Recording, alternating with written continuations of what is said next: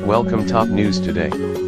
President Trump gestures as he speaks in Davos, Switzerland, on Jan. 25. Nicholas KammAFPGetty images. Slate's Jamelle Bouie makes a case about racism that seems correct. Many Americans, particularly many white Americans, understand racism only in its most extreme iterations. The Klan is racist. Nazis are racist. Beyond that, there is enough wiggle room to excuse a lot of things that might otherwise raise eyebrows. Is it racist for President Trump to call Haiti and Africa shithole countries while praising Norway? Well, there are certainly ways to rationalize that it is not, especially if you do not think Trump himself is a racist, which, if your definition of racist is as narrow as the one above, you do not. The net effect is that, since almost no examples of racism are perpetrated by self-described Klansmen or Nazis, very little ends up being universally agreed upon as racist. As Bouie once tweeted, the bar for racist is so high it ends up being an almost empty set. On Friday morning, Trump sat down for an interview with Piers Morgan, a one-time CNN host and now host of the show Good Morning Britain in the United Kingdom. Trump's relationship with the British soured late last year after he retweeted a series of virulently anti-Muslim videos originally tweeted by a leader of a group called Britain First. Britain First is understood in Britain to be a hate group. The woman Trump retweeted, Jada Franson, had herself been arrested twice shortly before Trump's retweets for harassment and threatening behavior toward Muslims. The videos themselves were unsubtle. One showed Muslims throwing someone off a building. Another depicted a Muslim man destroying a statue of the Virgin Mary. A third showed a young man said to be a Muslim immigrant assaulting a physically disabled boy in the Netherlands.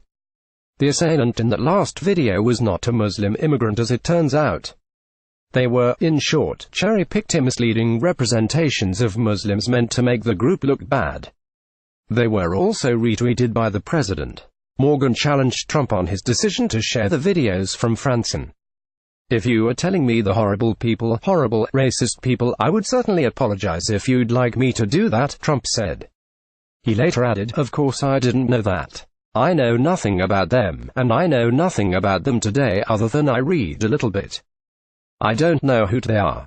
I know nothing about them, so I wouldn't be doing that." Notice what Trump is notorially apologizing for. Not the content of the videos, but that he retweeted a group that, in Britain, is generally understood to be one of those verboten racist organizations as the Klan is here.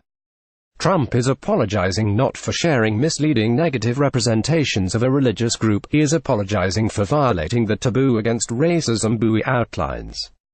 The natural question is whether Trump would regret sharing the videos had the person tweeting them not been associated with a hate group. The answer, it seems clear, is he would not. After all, consider his response to the violence in Charlottesville last August. He condemned the racist groups that participated, the Klan, the Nazis. He insisted there were some good people on both sides of those protests, both the side associated with the Klan and the side protesting the Klan. There were people who agreed with but were not members of the Klan, and, in Trump's view, some of them had a point.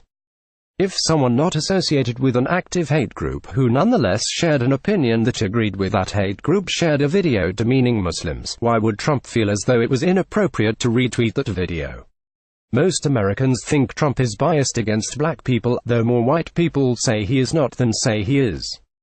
Trump, like many people, seemingly adheres to an understanding of racism which articulates that only racists are racist things, and since he is not racist, what he did is not racist, either. "I'm often the least racist person that anybody is going to meet," Trump assured Morgan. "He just sometimes spreads misleading information about Muslims with the obvious goal of painting them in a negative light."